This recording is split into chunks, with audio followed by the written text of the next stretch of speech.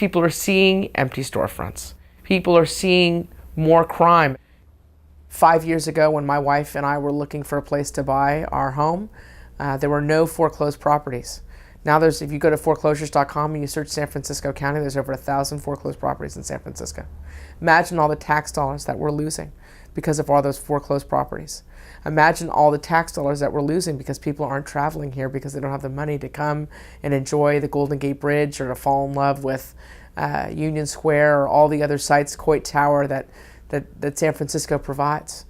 And when those dollars are gone, you have a budget situation exactly what we're talking about, which is that we have lost 1/3 of our discretionary income.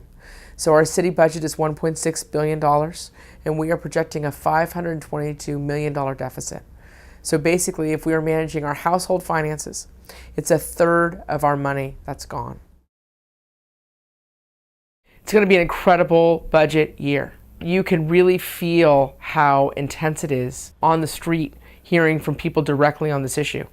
Our campaign released a budget survey because we wanted to take these issues directly to the public to hear from you what your budget priorities are. Is transportation more important than public safety? Where do schools fit in? What do you think we should be doing about social services and homeless services and health services? Should we look at Healthy San Francisco and keep that program afloat, knowing that we're going to have to lay off potentially thousands of city workers? As a politician, you should never talk about taxes and fees, but in times like these, you have to. So the question becomes, what fees and taxes would people want to take first? Would you consider a tax on liquor? Would you consider a vehicle license fee that would be localized to San Francisco and help pay for our budget? Would you consider an automatic conversion for TICs to condos that could infuse $25 million into our city budget?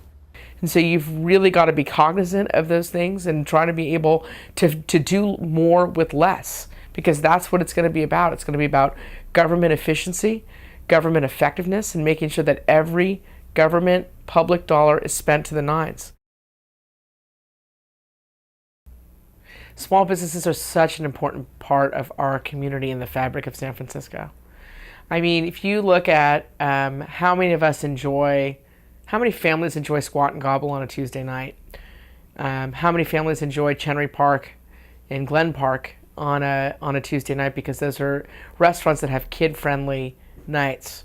People take great pride in supporting the small businesses like Golden Produce, like 2223, like Small Fries on 24th Street or Bernie's on 24th Street. I mean, people really take great pride in it.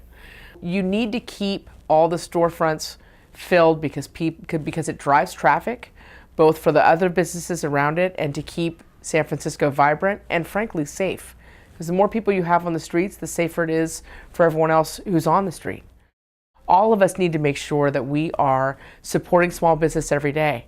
For those of us that think that Whole Foods should be on 24th Street and would bring a great deal of business to 24th Street, which it absolutely has, we need to make sure that we're supporting the folks that are in direct competition with Whole Foods. Same goes for Trader Joe's if it ends up going into where the old Tower record space is. Same goes for the Whole Foods that's going to go across the street from where the Safeway is. And I'm not saying don't go to Whole Foods, go to Safeway. I'm saying make sure you go to Golden Produce. Make sure you go to Drew's Butcher on Church and 30th, because they've experienced a tremendous amount of business loss once Whole Foods opened up. So you've really got to make sure that you're supporting the small guys and helping out all of local business, because that's what makes San Francisco the city that it is. Here's what I do as a supervisor to help support small business. Number one, what I do is I'd take the successful small businesses and I'd get them to branch out.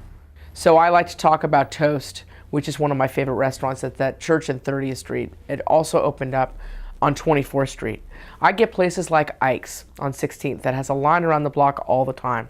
There's no reason why you couldn't have a second or third Ike's right around the block on Market. I mean, the lines are long enough, the business is good enough for Ike to be able to do that. That's one thing I do. I'd also look to the Small Business Commission and really look at the permitting structures for small business, because there's some 200 permits that a small business person has to go through, adapt, get permission and get signed off on. We make it very hard for small businesses to be able to open and maintain their business in San Francisco. I would cut red tape. I would work with whichever merchant contacted me, and I'd also be proactive in finding out who's pulling planning permits and DBI permits and who needs the help. And I'd also look to see what the neighborhoods should have. Do they need a dry cleaner? Do they need a nail salon? Do they need a shoe place? You know, what's missing from the neighborhood that really needs to be there that we're not thinking about? And I think, you know, a neighborhood supervisor really has to have that focus in terms of what's missing and what needs to be filled, because that's part of what makes San Francisco so special, is having the mom and pop shops that people feel very strongly about.